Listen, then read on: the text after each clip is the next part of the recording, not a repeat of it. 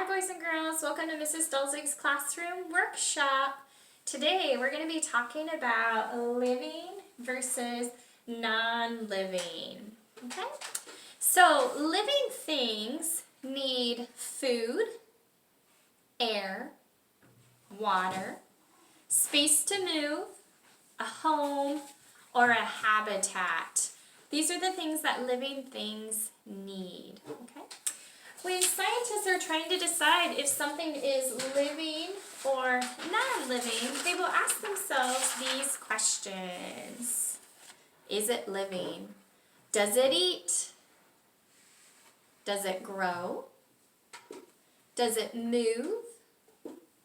Does it reproduce or make more of itself? Does it breathe? So scientists will ask themselves these questions to decide if something is living or non-living, especially if they're trying to discover something new, whether it's living or non-living. So one of the things that we're going to have you get really good at is learning to ask these questions when you're out and about trying to discover things. Okay? We are going to ask ourselves some questions on this little chart to see if the things I have today are living or non-living. Can you help me, girls? Yeah. Okay. So I have a lavender plant right here. So we're going to ask ourselves, does it move? Does this lavender plant move? Yeah. Yes. Okay, while we may not be able to see if it moves, plants will grow in the sunlight. They will move and stretch to the light so that they can grow. So we may not always see it move, but it does move. Does it eat?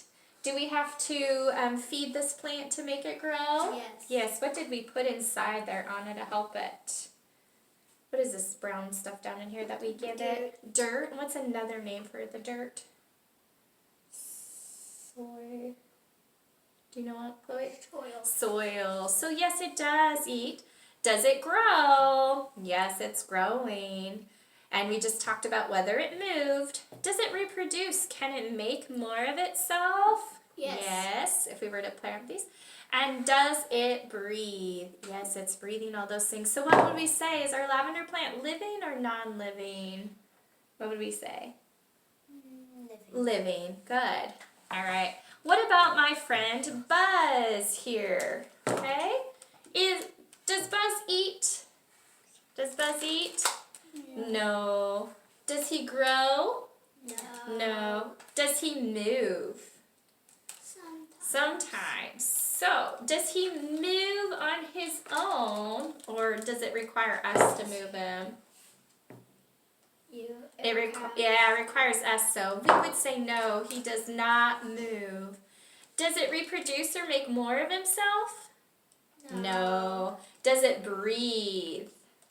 Even if we take off his mask, can he breathe? No. No. So what would we say about Buzz, our toy here? Is he living or non-living? Non-living. So Buzz is non-living. All right, and what about our little toy here, Monkey, that Anna's been playing with? Does this monkey eat? He has a banana, but he is not eating. Does it grow? No. Does it move? No. I can make it move, but he does not move on his own. Does it reproduce or make more? No. Does it breathe? No. So what could we say about this little toy monkey here? Living or non-living? Non-living. Non-living.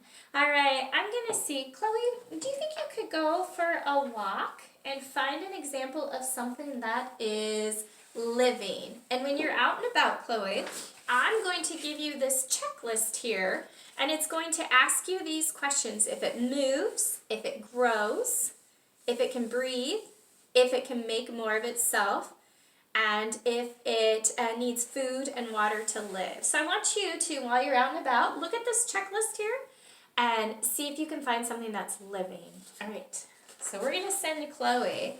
Anna, would you help me ask the boys and girls if they can help us determine whether something's living or non-living? All right, so we have a picture of a tiger here. It is not stuffed, it is real. So asking yourself these questions, is it living or non-living? Non-living. Living, good. Yeah, so the tiger is living. What about this Jack in the Box? While it might move, does it do all these other things? No. So what is the Jack in the Box? Non-living. How about this snake? If you said living, you're right. What about this motorcycle quad? Living or non-living? It moves. Does it eat and grow? No. No, non-living. What about this dragonfly? Living, good. What about this snail? Living, good. What about this jack-o'-lantern? Non-living, that's right.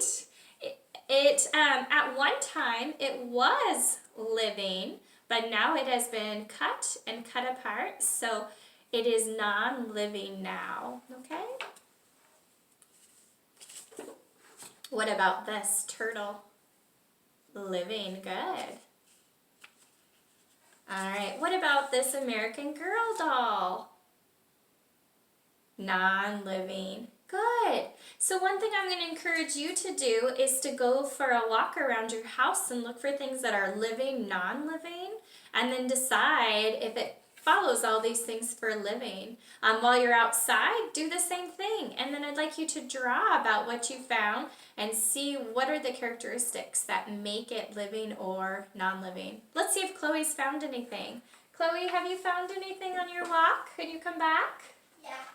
All right, she's back. Let's see what she found. Whoa, Chloe, what do you have? Can you hold it up so they can see? A frog. Whoa, Chloe found a frog. There you go. What is your frog's name, Chloe? Fred. Fred. Fred the frog. All right, let's see how Chloe did when she checked herself. Chloe, does it eat? Yes. Yes. Does it grow? Yes. Does it move? Yes. Can it make more of itself or reproduce? Yes. And does it breathe? Yes. And I like, Chloe, I noticed that you put some air holes in there for your frog so you. that it can breathe right now. Oh, show them how it's moving right now. So we would say the frog is an example of living. Yeah, and I'm going to let him go after the video because he's living, so he needs to go back into his habitat. Very good, Chloe. So she's going to put the frog back into his own habitat. So I hope you will get a chance to look around your house or go outside and find some examples of living, non-living. And in case you forgot your checklist, you can remember this song. It's called the Living Song, and it goes like this. It is living, it is living, I know why, I know why. It eats and breathes and grows, it eats and breathes and grows. It's alive, it's alive. So we hope you have fun, and I hope you learned a little bit about living and non-living. Bye. Bye. Bye. Bye, Fred.